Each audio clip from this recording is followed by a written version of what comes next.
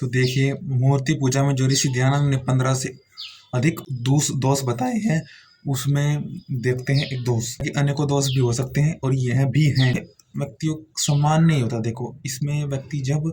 किसी को बचपन से समझाया गया है कि तुम्हारा आचरण ही तुम्हारा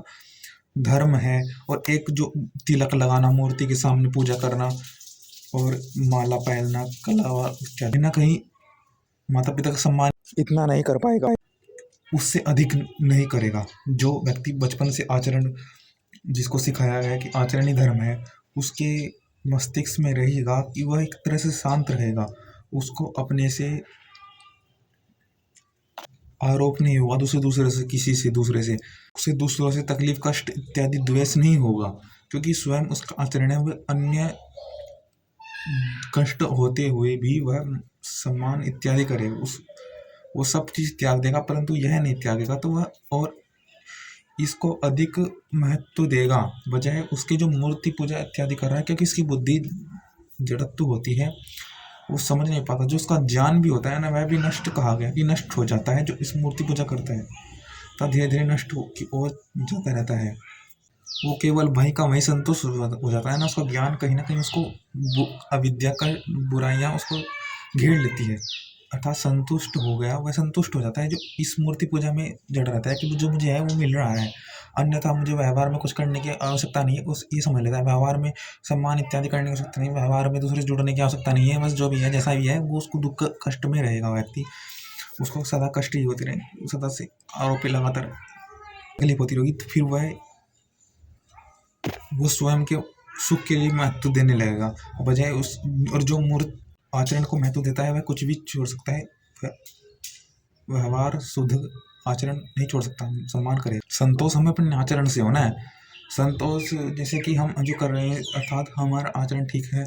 हम अपने परिश्रम में संतुष्ट हैं, हम अपने ओर से परिश्रम कर रहे हैं, हम जो भी है सही मार्ग पर इसमें संतुष्ट होना चाहिए, कि मुझे व्यक्तियों का साथ मिले, व्यवहार ये हमें मिल रहा है इतना, ये बहुत, जितना मिल रहा है ईश्वर द्वारा बहुत संतुष्ट है। इतना परिश्रम करा हो, मेरे परिश्रम करना, मिल इस, ना कि इसमें संतुष्ट हो जाना कि जो मैं मूर्ति पूजा कर रहा हूँ, अर्थात जो अविद्या में हूँ तो मैं ठीक हूँ, अर्थात मैं जो जितना भी मेरा स्तर है, उसके स्तर के अनुसार मैं थोड़ा परिश्रम करा तो थोड़ा ही ठीक है। नहीं, परिश्रम में कमी नहीं करनी चाहिए, सामर्थ्य जितना है आपका उसके अनुसार करता रहना चाहिए, स्वयं को धोखा नहीं देना चाहिए। जैसे कि नास्तिक व्यक्ति तर्क देते रहते हैं, स्वयं को धोखा देते हैं। स्वयं की जो सुनेगा उसके अनुसार करेगा वो ठीक है, जो नहीं अविद्या में है, और स्वयं मोह, लोभ इत्यादि में, सुख में, भोग के पीछे इतना रत रहेगा, भोग में ही, वह अपनी को सुन ही नहीं पाएगा, अपनी आत्मा के विषय को सुन ही नहीं पाएगा, भोग में ही है, तो फिर वह अच्छा कर्म परिश्रम कितना करेगा, क्योंकि परिश्रम के लिए उसमें समय नहीं, भोग के लिए करता है, और भोग में बहुत व्यक्ति पड़े रहते हैं। भोग से जो निकल के स्वयं की सुनेगा, वह आगे बढ़ रहा हो, अर्थात वह संतुष्ट नहीं, परिश्रम कर रहा है, तो नास्तिक नहीं है। वो नास्तिक तो ये है जो भोग में पड़े हुए हैं, क्योंकि परिश्रम नहीं कर रहे, जो ईश्वर को जाने, जो ईश्वर ने बनाया है उसके अनुसार। ईश्वर कहते हैं कि तू जान, तेरी बुद्धि उन्नत होनी चाहिए, जिससे ही तू सत्य सत्य जान, और सत्य को त्याग कर, सत्य का जो आचरण करेगा, वह सत्य जो बोल रहा होगा वह होगा वास्तविक धार्मिक, जो सत्य को बोल रहा होगा, सत्य में धर्म है, सत्य में बोलने वाला ईश्वर के स्वरूप को जानेगा, क्योंकि सत्य ही बोल रहा है, तो सत्य आगे भी ग्रहण करेगा, तो ईश्वर के स्वरूप को परिश्रम से जानेगा, फिर वह कि ईश्वर कैसा है, तो वह धर्म में बढ़ रहा होगा। तो अर्थात वही है कि परिश्रम पर करना चाहिए, इसमें नहीं कि संतुष्ट हो गया भोग वाला, अरे हम तो अपने जो मिल रहा है उसमें संतुष्ट होना चाहिए। तो ये गीता का उपदेश वही है, जो वेदों में बहुत ज्ञान है, परा अपरा विद्या, दोनों वेदों में सब